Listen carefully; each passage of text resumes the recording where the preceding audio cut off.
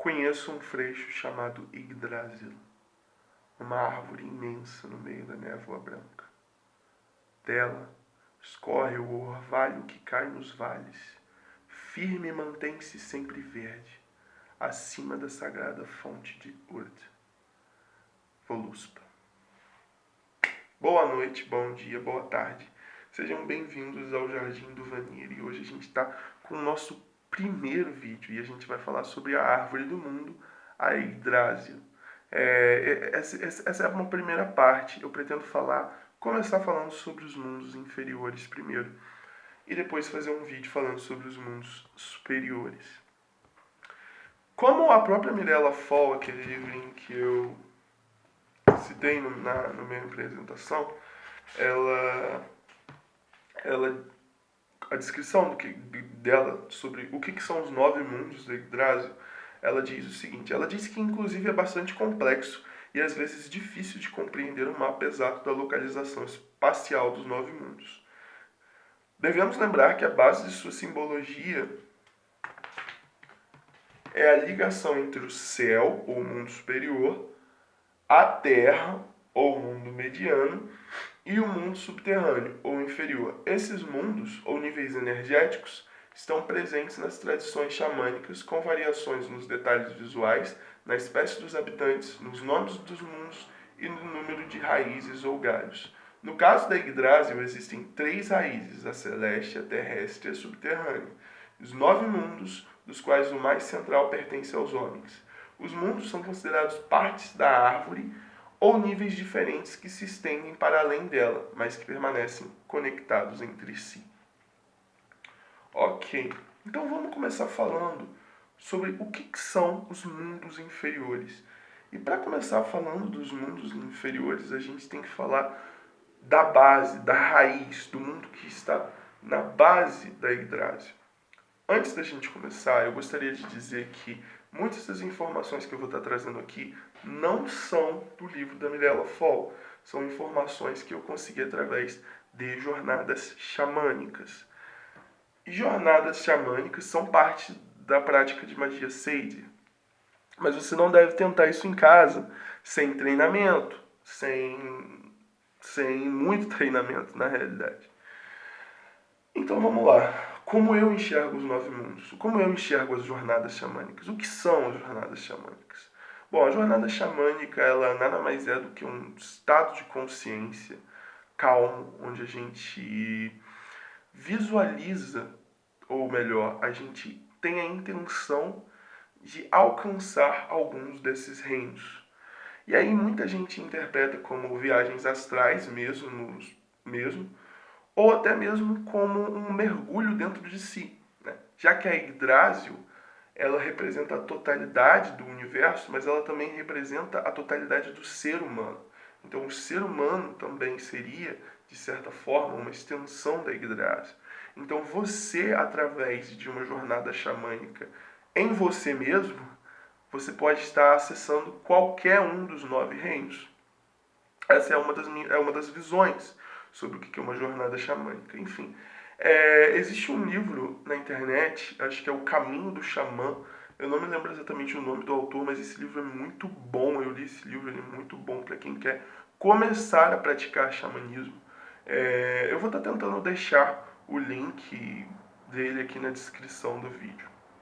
Então vamos começar a falar da raiz da Yggdrasil, Helheim, o mundo dos mortos.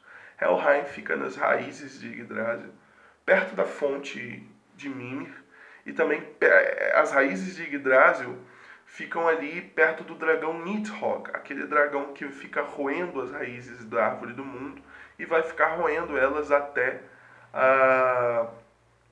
o Ragnarok. Mas vamos lá, vamos nos concentrar em Helheim. Helheim é o mundo para onde vai todas as pessoas que morrem de doença, de velhice ou de suicídio. Tem muita gente que acha Helheim um lugar assustador, um lugar que causa medo, um lugar que causa, pânico ou agonia. A deusa que rege Helheim é Hela. Hela é filha de Loki com a giganta Angrboda. e Hela também é uma giganta. Uma curiosidade, né? Hela muitas vezes é descrita como uma mulher com metade do corpo muito jovial, belo e vivo, e a outra metade morta e cadavérica.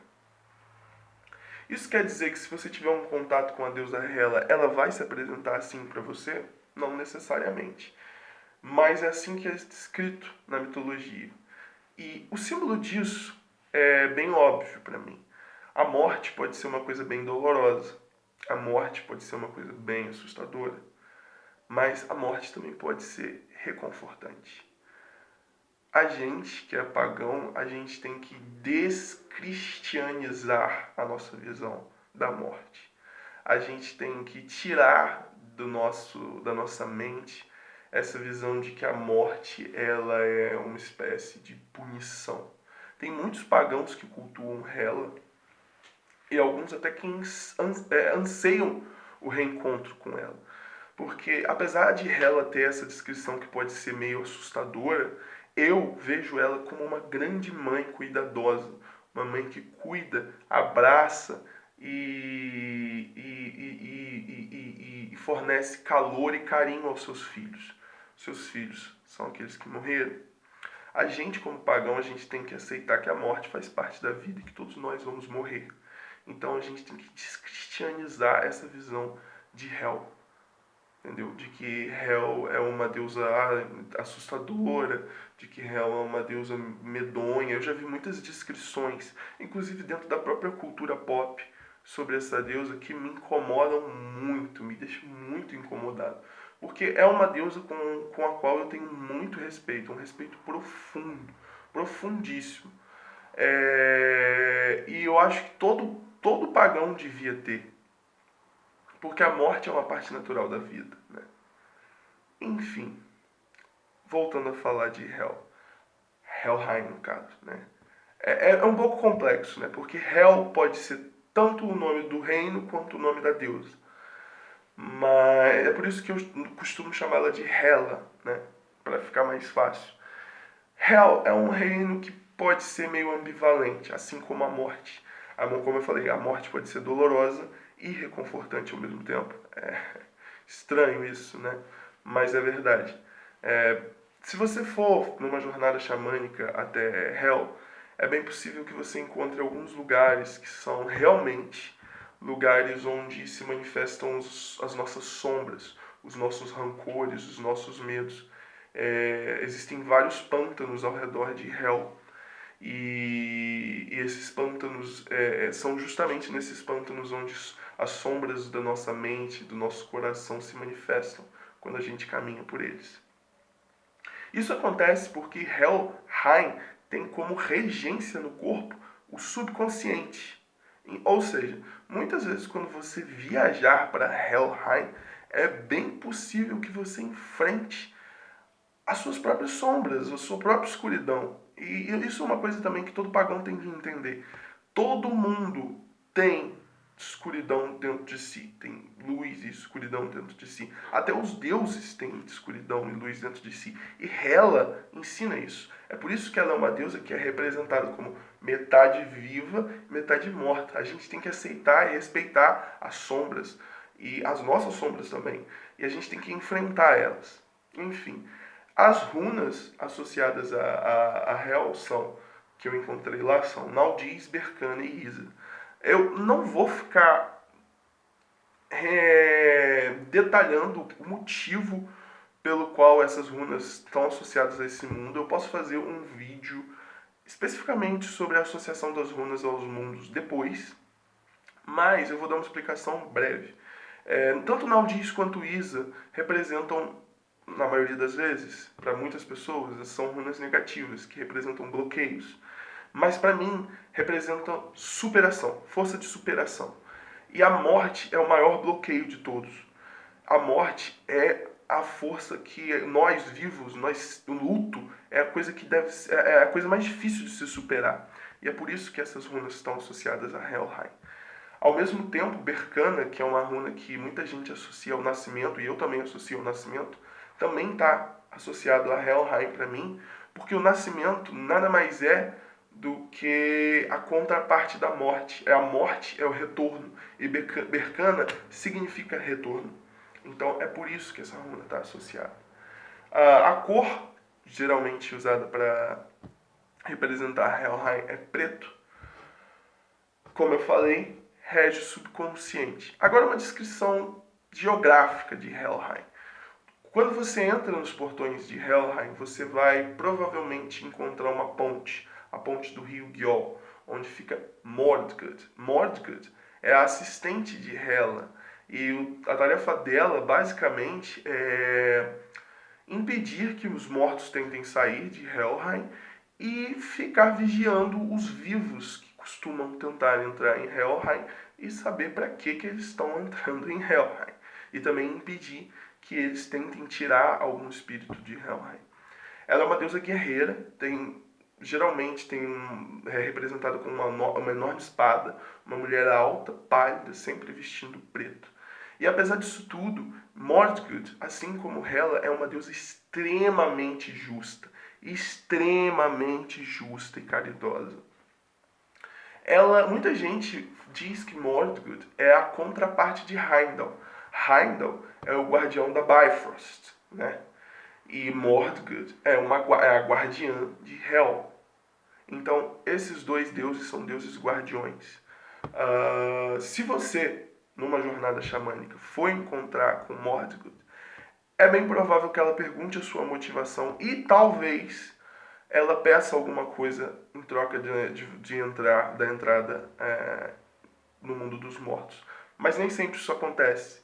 De repente, se sua motivação for justa, ela não vai pedir nada. Enfim, eu não sei. Isso é pessoal. Vai de pessoa para pessoa.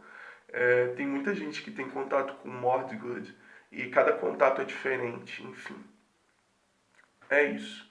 Outra figura interessante de se falar sobre Helheim é o cão Garmir, né, que é o cão de Hela. Eu não sei exatamente muitos detalhes sobre ele, mas eu sei que ele é um cão preto que acompanha a deusa.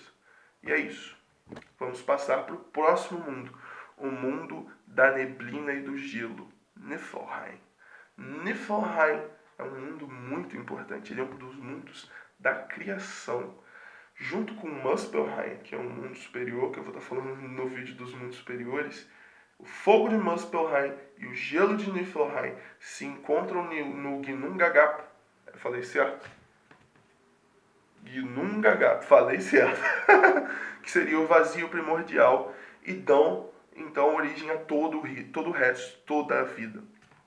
É muito importante as duas energias desses dois mundos, porque o fogo de Muspelheim é o fogo primordial e a água de Niflheim é a água que contém a essência da vida. Muitas vezes, Niflheim é um reino repleto de água e gelo. Um gelo tão denso que às vezes parece com um espelho. Se você olhar para esse gelo, você pode ver momentos da sua vida. Enfim, dizem também, né, que as neblinas de Niflheim causam ilusões. E por que isso? Porque Niflheim está associado com as emoções. Assim como as emoções, Niflheim está sempre... Olha só, fiz até um movimento de ondinha. Niflheim está sempre em mudança constante, constância. As runas associadas a Niflheim são Algiz e Lagus. Algiz é uma runa protetiva que eu associo à água, e Lagus é uma runa que representa constância, que também está associada ao elemento água. A deusa regente de Niflheim é Nehalenia, uma deusa que é pouco conhecida, mas é uma deusa relacionada ao mar e aos viajantes do mar. Normalmente ela é representada com 2 enormes cães pretos. Eu acredito que ela tem alguma correspondência com Hecate, mas eu não conheço muito sobre Hecate para falar, então eu posso estar errado. Mirella Fall diz aqui no livro dela que Nehalenia é uma versão mais suave de Hela, mas eu noto muita diferença entre essas duas deusas. A cor de Niflheim é azul, e como eu falei, é um reino que rege as emoções. Então, vamos para o próximo reino, O próximo reino é um reino que eu gosto muito, assim como os outros dois que eu também gosto muito, mas esse reino eu gosto pra caramba. Svartalfheim, o reino dos anões, dos trolls e dos elfos da escuridão. Svartalfheim é um reino que é totalmente debaixo da terra, cheio de túneis e grutas e enfim. Por quê? Porque tanto os anões, quanto os trolls, quanto os elfos da escuridão, eles temem o sol. O sol pode petrificar eles. Então, durante o dia, eles se escondem debaixo da terra e durante a noite, eles costumam sair e etc. Se você... Vamos lá. Vamos seguir o roteiro. A deusa regente é Nertus. As runas correspondentes são Ewas, Urus e Otala. A cor é marrom ou qualquer cor metálica e a regência é matéria física, corpo. Lembrando aqui que isso aqui que eu estou falando são minhas anotações das minhas jornadas xamânicas, tá? Não é nada tirado de livro, é realmente o que eu constatei através das minhas jornadas. Se você for a Svartalfheim, é muito provável que você encontre a deusa Nertus, que é a mãe dos Vanir. Ela é a mãe de Freya e Frey. E também é muito provável que você encontre outras figuras, como Andvari, o rei dos anões. Existe uma lenda sobre Andvari, né, onde ele teria amaldiçoado Loki por roubar todo o seu ouro e um anel que era muito precioso para Andvari. E ele joga uma maldição nesse anel, dizendo que qualquer um que possuísse esse anel ficaria enlouquecido. Sim, essa lenda gerou o Anel de Nibelungos, né? E também foi inspiração para a criação do Senhor dos Anéis. O Andvari é o rei dos anões, ele pode se metamorfosear em salmão. Normalmente, se você caminhar um pouco por Svartalfheim, você vai encontrar algumas grutas de água e talvez ali você encontre o Andvari. O Andvari tem um enorme salão onde todos os anões costumam se reunir para comer, dançar e enfim. E os anões costumam plantar macieiras. Sim, eles costumam plantar macieiras por Svartalfheim. Existe inclusive uma rixa entre anões e trolls, porque os trolls costumam roubar as macieiras dos anões e isso acaba causando certos conflitos. Então, é isso. Se você for viajar para Svartalfheim, é bem possível que você encontre Andvari, é bem possível que você também encontre trolls. Um troll que eu encontrei em específico, o nome dele é Trogar. E pelo que ele se mostrou para mim, ele era um troll bem importante dentre os trolls. E você também pode ter contato com os elfos da escuridão. Os elfos da escuridão, eles são bem mais reclusos do que os elfos luminosos que vivem em Alfheim. Mas ainda dá para ter contato com eles, de qualquer forma. Enfim, isso é Svartalfheim. É um dos meus reinos favoritos. Eu adoro os anões. Eu adoro os anões. Eu amo os anões. Eu adoro conversar com o Andvari. Ele é muito legal. Sério mesmo. Andvari é um anão muito gente boa. Sério. E existem outros anões lá. É bem possível que você encontre alguns que são mais conhecidos, como Brock, Sindri, enfim. Ou alguns que não são tão conhecidos assim, que vão se apresentar para você. E parabéns, você conheceu um anão que talvez você não encontre em nenhum livro de mitologia nórdica. Isso já aconteceu comigo, tá, gente? Isso já aconteceu comigo. Talvez eu venha falar sobre esses anões, sobre essas figuras que eu acabei conhecendo e que não são exatamente figuras mitológicas, mas primeiro eu vou pedir permissão delas para falar, né? Então eu não vou falar delas aqui. Eu tô falando do Andvari porque o Andvari, ele é o reino dos anões, ele já é conhecido. Eu citei o Trogar, eu acho que o Trogar também não é uma figura que você vai encontrar em lugar nenhum. Ele é um troll. Eu espero que não tenha problemas, me desculpe, Trogar, mas qualquer coisa também eu converso com ele antes de postar esse vídeo. Vamos lá. O próximo e o último reino, eu acho que é o último, né? Eu já falei de Helheim, Niflheim, já falei de Svartalfheim, agora só falta esse. Exatamente. Exatamente. É isso. Ok. Só tô garantindo mesmo, gente. Só tô garantindo mesmo. O próximo e o último reino inferior é Jotunheim, o reino dos gigantes de gelo. Ah, um reino também muito incrível de se visitar. Jotunheim é como uma enorme tundra, na realidade, com algumas montanhas, muitas montanhas. Tem muitas montanhas em Jotunheim. Se você for para Jotunheim, é bem provável que você vai encontrar muitas montanhas. Mas é uma enorme uma enorme tundra onde os gigantes de gelo costumam viver. O deus regente de Jotunheim é Agal. Pelo menos esse foi o Deus que se mostrou para mim como o Deus regente. É o que eu tô falando. Se você pegar o livro da Mirella Fall, ou qualquer outro livro, é bem provável que não seja isso. Mas eu estou falando da minha experiência pessoal aqui. Então o Deus regente é Agal. As runas correspondentes são Agalás, Euás e Ansus. Sim, Ansus é a runa dos gigantes, cara. Isso é pra blow your mind, né? Eu sei que você está pensando, como assim Ansus é a runa dos gigantes?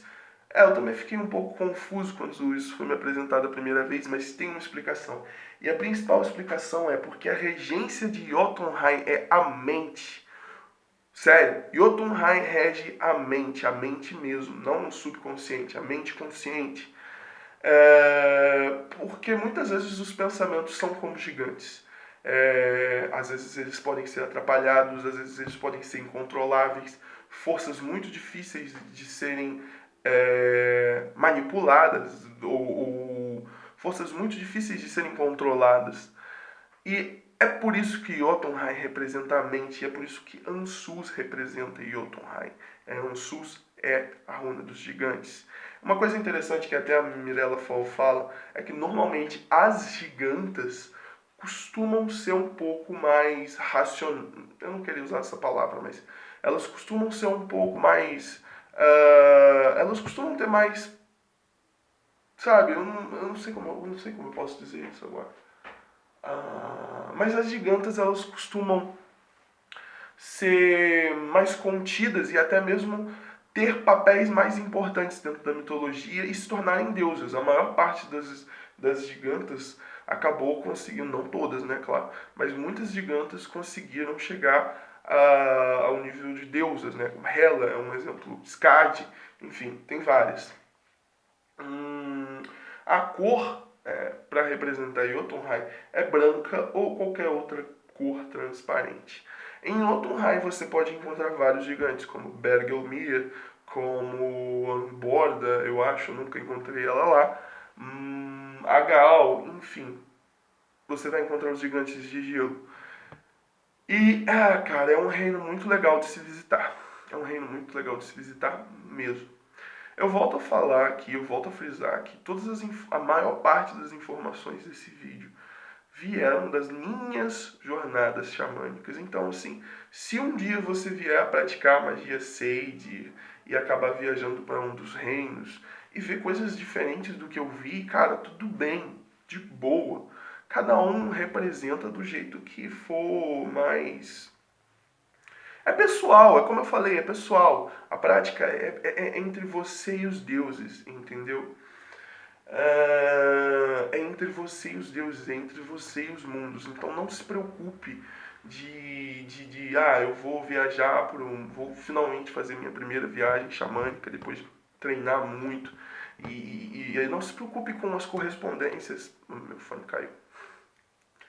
Não se preocupe com correspondências pré-estabelecidas de livros, ou até mesmo as correspondências pré-estabelecidas que eu estou falando aqui. Às vezes, quando você for para algum desses mundos, você pode ver coisas totalmente diferentes, runas associadas totalmente diferentes, associações totalmente diferentes, deuses regentes diferentes, enfim. A coisa é pessoal. Uma das principais coisas que vocês têm que entender sobre jornada xamânica é que muitas das vezes a jornada xamânica é uma experiência entre o xamã e os mundos para onde ele viaja, entende? Então, eu não tô aqui para ditar nenhuma verdade, para dizer, não, olha só, esse livro aqui está errado, esse livro tal está errado, na realidade as correspondências são assim, assim, assado. Não, essas são as minhas correspondências, são as correspondências com as quais eu trabalho. Você pode trabalhar com outras. A Mirella Fall, por exemplo, ela trabalha com outras correspondências. Eu vou até abrir aqui o livro, a parte do livro, né? Ó, por exemplo, ela associa a... Eita, eu às vezes sou muito ignorante. Ela associa, por exemplo, Hel com a runa de Hel, ela associa a Galas, e eu associo a Galas a Jotunheim. Niflheim, ela associa a Naldiz, e eu associo Naldiz a Helheim. Então, assim, ela tá errada? Não. Eu tô errado? Também não.